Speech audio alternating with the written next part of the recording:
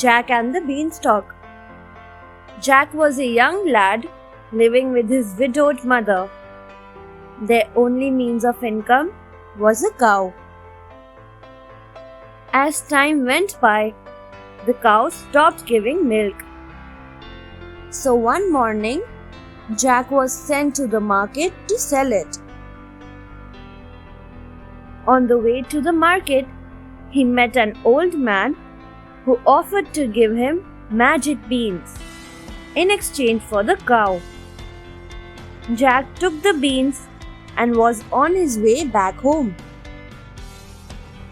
When he arrived home without money, his mother became furious and threw the beans out of the window. She sent Jack to bed without supper. As Jack was sleeping, the beans grew into a gigantic beanstalk. Next morning, Jack climbed the beanstalk and arrived in a land high up in the sky.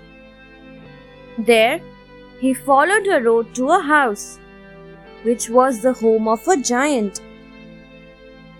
Jack entered the house and asked the giant's wife for food.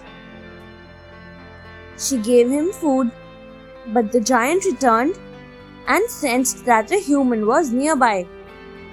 Fee fee fo fum, I smell the blood of an Englishman. Be he alive or be he dead, I'll have his bones to grind my bread, the giant roared.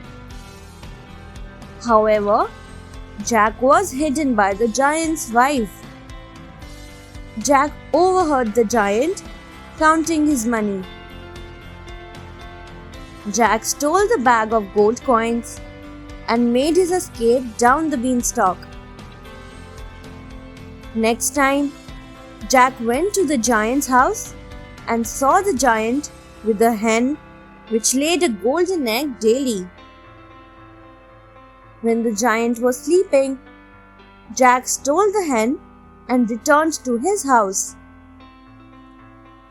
Once again, Jack went to the giant's house and saw the giant with a magical harp.